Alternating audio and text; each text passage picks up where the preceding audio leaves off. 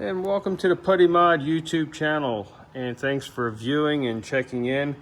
Before I start this video, I have to make a correction. I've made the video, I've already built this differential, but all throughout the video, I was under the assumption this was an R-33 setup. And you know, this rear end, when I opened up the crate, as you'll see in this video, it says R-33 on it.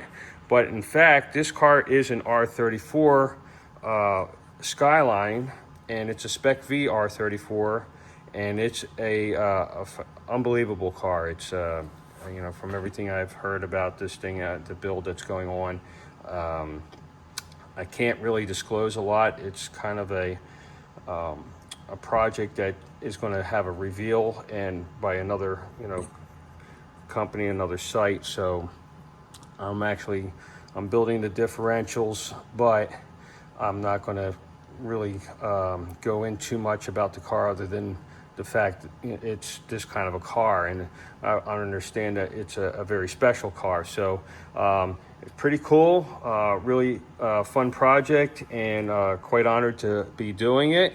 And I'm honored that they trusted me to build these things. But anyway, it does have a brand new bill of case, as you're going to see as this video proceeds. But just wanted to make that correction. This is a R-34 Spec V Nissan Skyline, all-wheel drive. As you can see, we have two differentials, and it is going to be one heck of a car from what I understand. And stay tuned and please enjoy the video. Thanks.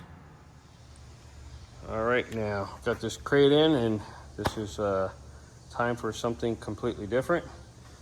Bobby and Dotson Daddy and that half a Dotson he just bought a couple months ago. I don't know what he's going to do with that thing, but pretty cool car, blue with a white interior.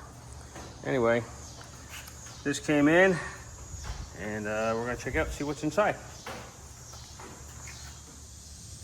Well, we got the crate open, and this is what's inside. R-33 GTR, 411 gear, well, anyway, this is the rear end out of a Nissan R-33, and I got to rebuild it. But anyway, there it is. That's what's in the crate, and I'm going to get it out of the crate and get things all broke down and apart and see what we have. There's a lot of goodies going into this thing, different LSD, possibly a different gear set. I'm not 100% sure, but definitely a new LSD, of course, new bearings and seals and things like that.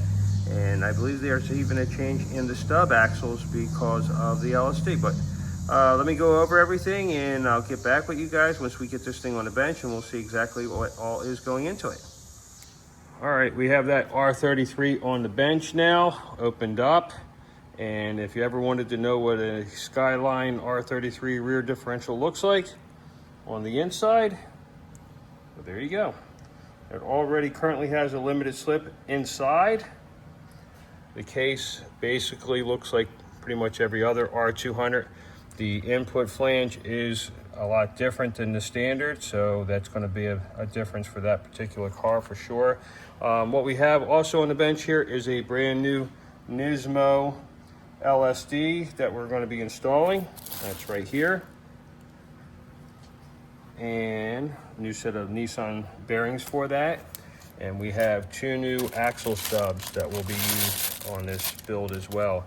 So these will be going out, these will be going in, and that will be going out, and this will be going in. We're going to stick with the 411 that's inside here. That's 37 ring, 9 pinion. The front differential is the same. I just checked to be sure that everything is matching. When you deal with all-wheel drive or four-wheel drive, you want to make sure that your ring and pinion gear sets are identically matched, or you're going to have trouble with the car. You're not going to drive right at all. So anyway, I just confirmed that our ratios are the same, so we can carry on with the build. And let me get this thing broke down, and we'll see what we're going from there. All right, got this rear end pretty much all broke down now. I'm getting ready to push the pinion out.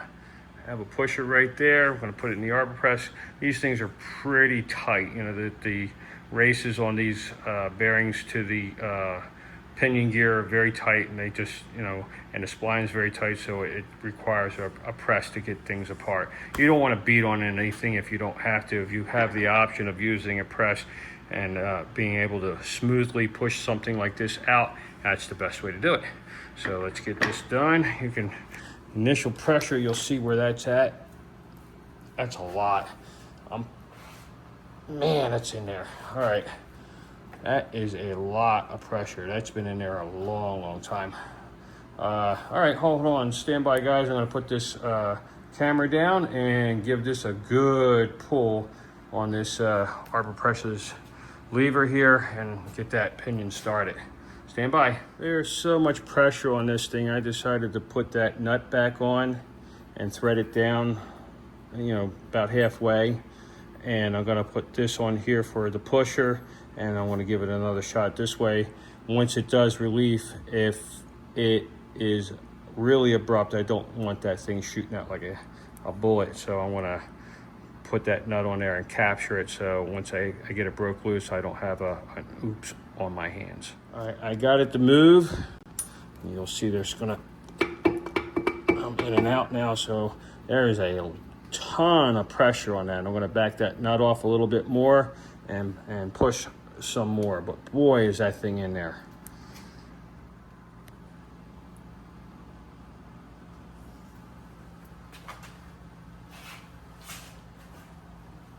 Oh man, that is some pressure. All right, I'm gonna back that nut off a little bit more and go a little further. I'm down low enough now, and I just have a pusher on top of the pinion. It's starting to push a lot easier. I'm going to put my hand underneath to catch it as she comes down.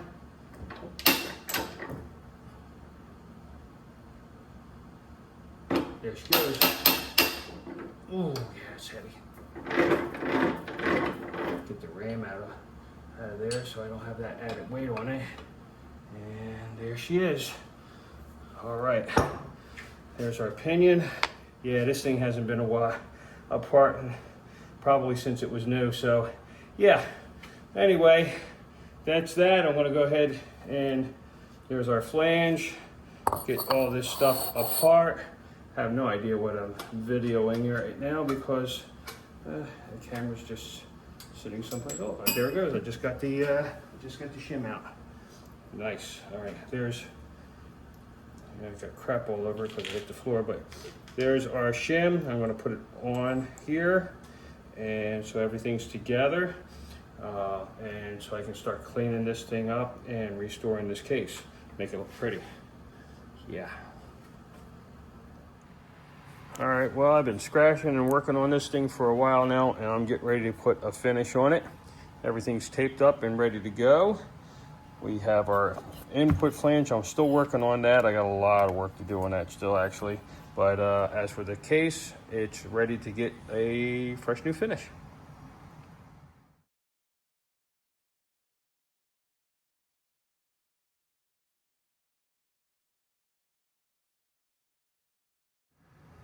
All right, and welcome back. And we are all cleaned up and restored on this Nissan R-33 Skyline differential.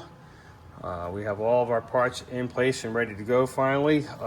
There were some things that were missing from the original setup when this was sent to me, and I had to order pieces that were missing, and all that came in from overseas, actually out of Australia. So it took a little while to get it, but we got them now. These are our new stub axles. I have everything laid out here nicely and neatly for everybody to see. There's our 411 gear set, our Nismo LSD, which is really cool because it's actually welded together, the cases. I've never seen that before. This is a first. So this is, I guess, a Nissan Nismo thing. Everything else has been always like a one-piece setup. I've not seen anything like that. That's kind of cool. And there's some paperwork that came with the LSD that's just underneath that ring gear. There's our new seals for the pinion and for the axle stub axles here. The input flange all restored and looking nice. And we have our Nissan distance piece here. This is a casted piece and it's shimmed from Nissan. That's really nice. So they come with a solid sleeve. just an FYI to you S2000 guys, and or for Jay's Racing. So if you need shims for your Jay's Racing collar, you can always get them right from Nissan. They have a shim kit, and you can just order these, and maybe it might come in a little easier, faster than going through Jay's on that. I don't know, but that is the exact same shim that is used for the Honda S2000. Well, anyway, guys, I'm going to start getting all these bearings pressed into place on this case and start getting this rear set up. All right, I'm all set up here in the arbor press, getting ready to put the bearing on the pinion, and I'm using the Honda pushing tool that we made here in the shop about, oh God, over 20 years ago. Can't believe it. But anyway, here we are, and we're gonna set this bearing up right now. Everything's lubricated, measured out. And moving in a positive direction. Here we go. And I always spin it a little bit because I don't know. I just do. There we go. That's it. There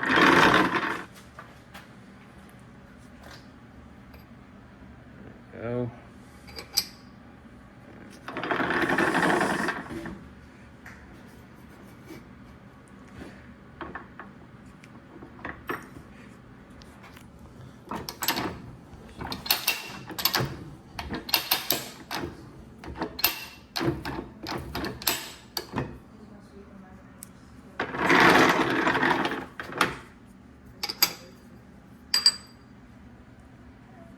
Very nice.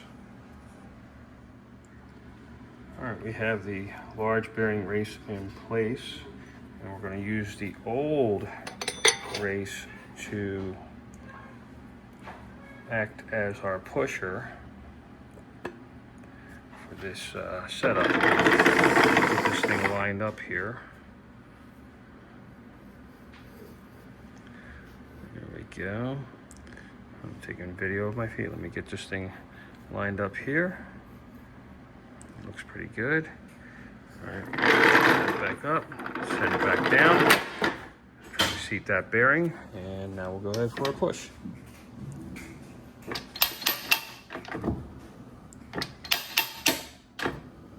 Pretty cool trick, right? Learn something new every day.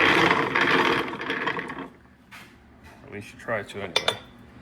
And let's see if I'm good here. Oh yeah, we're in there. Very nice. Go ahead and set up our outer bearing and our seal, and then we'll be ready to set up our pinion later after we get our ring gear and LSD, new Nismo LSD, all balanced out. All right, we are ready to go here with our LSD bearings, carrier bearings.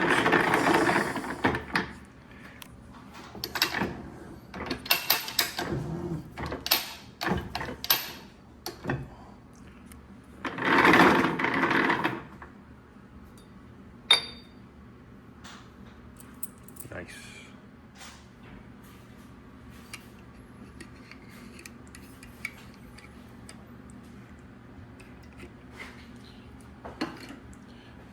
Yeah, a little lubrication right there. Don't want anything galling or causing trouble, and if you have to remove it, you want to be able to do so. There we go.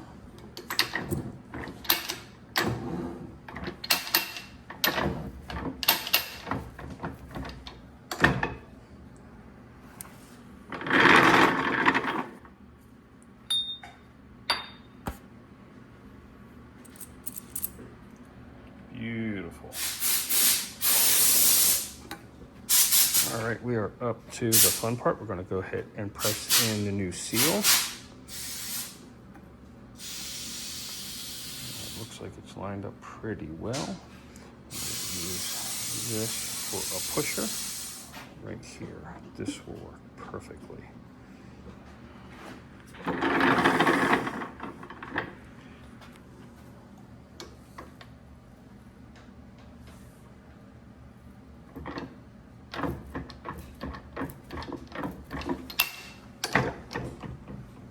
It's in there.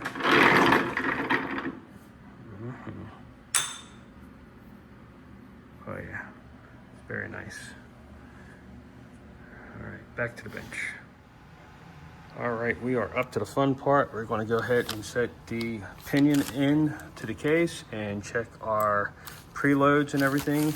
And also, this is a nut that I use for these jobs, so it just goes on real nice and easy. It's not a stop nut like the original nut that will be put back on this when I'm finished with the build. But we have, of course, we have a new one, but that's a stop nut. That's what will go on it when we're finished.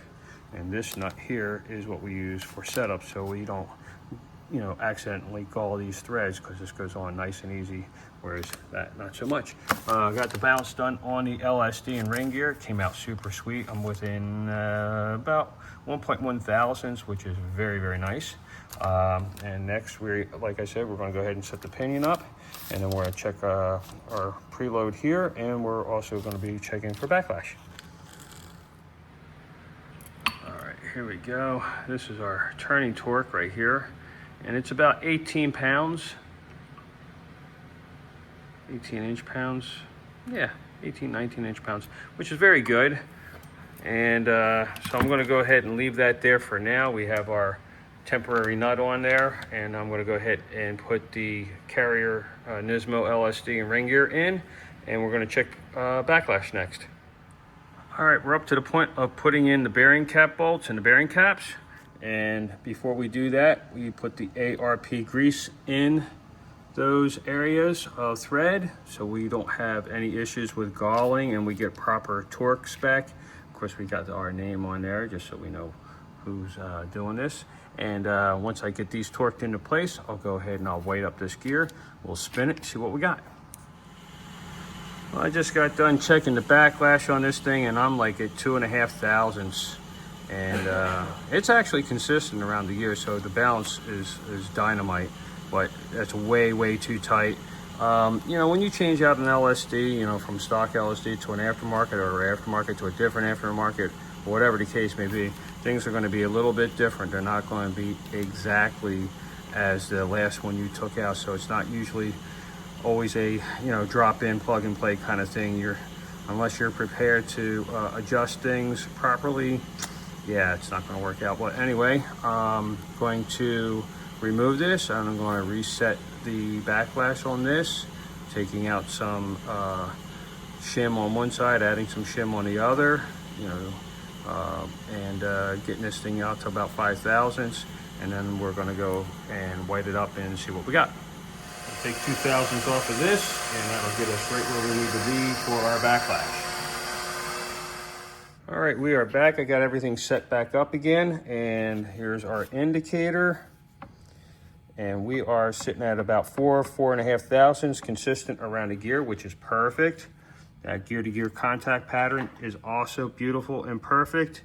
The first time I had this thing set up, it just did not look good, and the backlash was all out of whack. You know, so definitely everything had to be reset. I also had to set up the Nissan distance piece in here. The shim that's in there is too short, too thin. I'm going to have to go with a heavier shim. Right now I just have it mocked up, so I just backed off the nut, and for mock-up purposes it's perfectly fine, but we're going down the road, we got to get that thing perfect. So everything's coming apart again, and to get that pinion straightened out, and then we'll reassemble it for the last time, hopefully. Yeah. All right, we are up to the fun part, setting the PuddyMod solid steel sleeve into the R200 differential case. And this is the original Nissan piece right here. It's a casted piece. You use these shims to set this sleeve up, depending on how much preload you want to get on these bearings, which is this, the new PuddyMod solid steel sleeve for the Nissan R200. Yay! Yeah, right there. Oh, don't, hey, that's not right. It's wrong. It's just wrong. But anyway, yeah, this is going to work out really well. We will not need anything like this anymore. This will be custom fitted to the case, so it will be a sure fit. No shimming, no nothing, just steel. Yeah.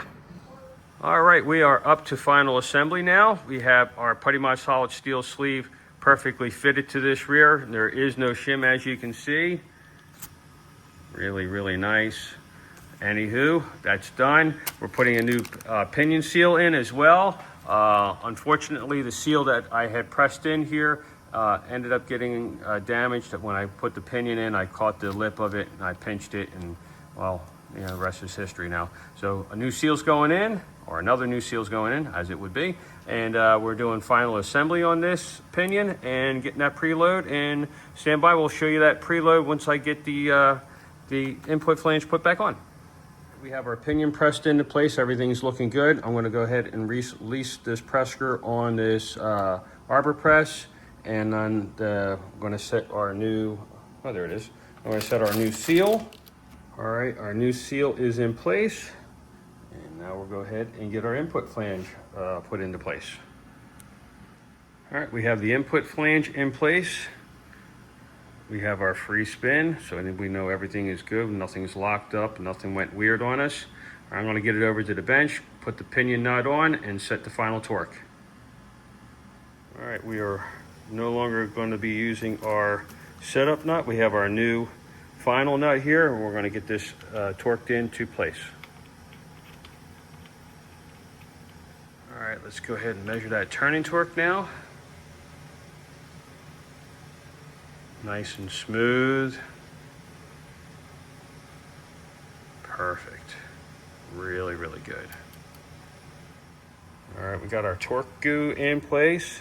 We'll let that set for a few minutes, and then we'll go ahead and put it on its back and put the LSD and ring gear back in, bearing caps and all that good stuff.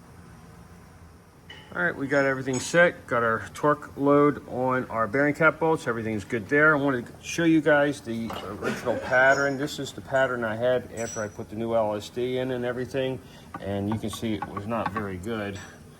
And I just wanted you to have the before and after thing. That's the back side, so it was high and low. And this is our new pattern right here. And you can see everything's dynamite now. We're really good. But anyway, have the first seal in place. That's nice. I did not put this one in yet because I wanted to show you this Nismo LSD is pretty cool. You can set the braking torque on this thing without actually taking the LSD out, which is the first time I've seen that. You use a 19mm socket and an extension. You pop the axle out, which we have out right here. And on the inside of this rear,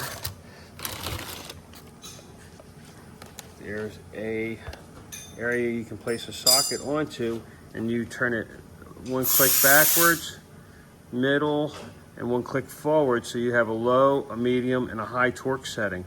So if your initial braking torque is too high, you can set it back. You don't want to use more than 70 foot-pounds of pressure to do that when you set your torque wrench to do this. So it shouldn't take very much to actually adjust that. Anything more than 70 pounds and you can damage this LSD. Really cool. There you have it. That is the finished R-33 rear differential. And on the bench accompanying it is the front differential. And the only thing that can go through my head right now is Blue Oyster Cult, you know, Go Go Godzilla. Yeah, so I got that in my head right now. Well, anyway, this is definitely going to be a Go Go Godzilla car when it's finished. This is a beautiful brand new aluminum case. It's going to be a lot of fun to work with. This is the ring and pinion gear set treated by WPC out in California. They do a beautiful job, shop peen finishing. They're the best in the business. There is no finer. And this is a rather small ring and pinion gear set. It's a 6-inch ring and pinion, and basically the same as an NA Miata, only it's in the front of this car, the front diff. And but definitely strong, beautiful. We'll make a PuddyMod solid steel sleeve for this as well. And please stay tuned for that build coming up very shortly. And thanks for tuning in to the PuddyMod YouTube channel. Thanks for watching. Thanks for sharing. Leave questions. And I'll see you.